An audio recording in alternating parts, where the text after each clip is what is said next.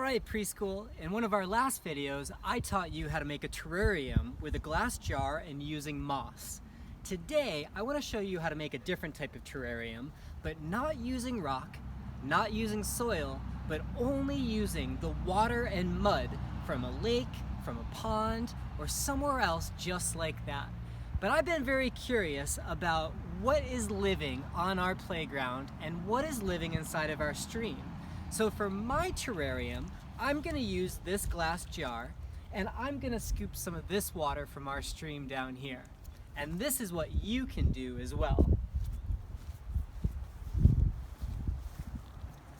So I have my glass jar and the only thing I'm going to do is scoop it down into this muck, fill it up with water, and also try to get a hefty size lump of mud in there as well. And when you pull it out, it's gonna look just like this. All right, now that you have your jar just like this, it's gonna look really murky and really cloudy.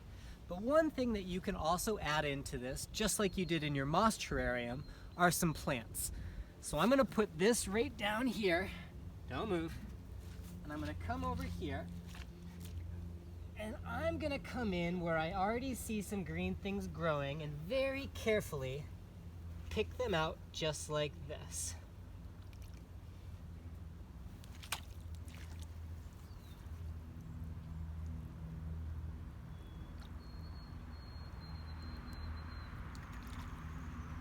And I'm gonna collect them in my hand so that I can also plant them inside of our terrarium. And you're going to want to get a good collection of different green items to add into your terrarium. Alright, now that you have some of your green plants, it's time to plant them inside of your jar.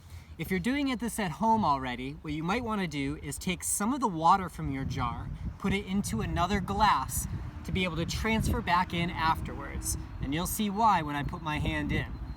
But what I'm going to do is take the roots and go all the way to the bottom of the jar. See how it's spilling out?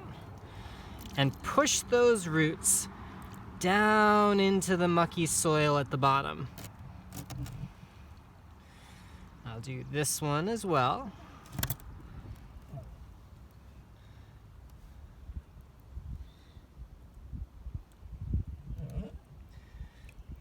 Okay, just like that. Right, the next and last thing you're gonna do is make sure that your jar is sealed up tight. And with this type of jar, you never have to open this top.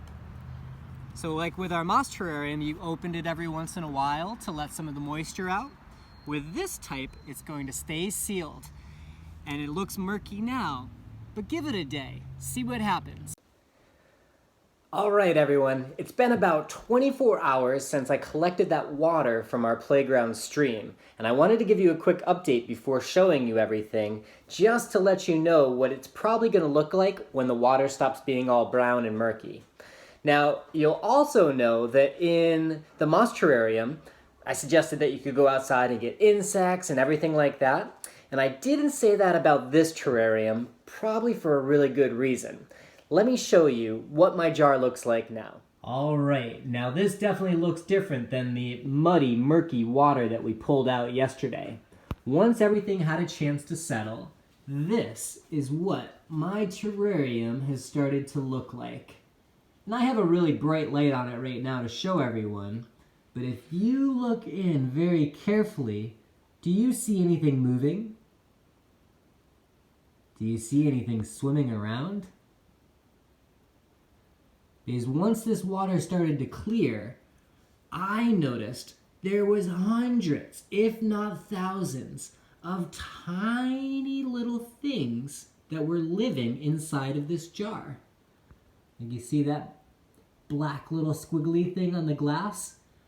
That is one of the little worms that I found living inside of this jar, just from that water and from the mud. So if you create your own, remember, keep that lid on your jar and keep it sealed.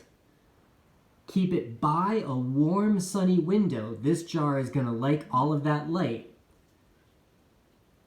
And enjoy the process. I wonder what you're going to find inside of your jar.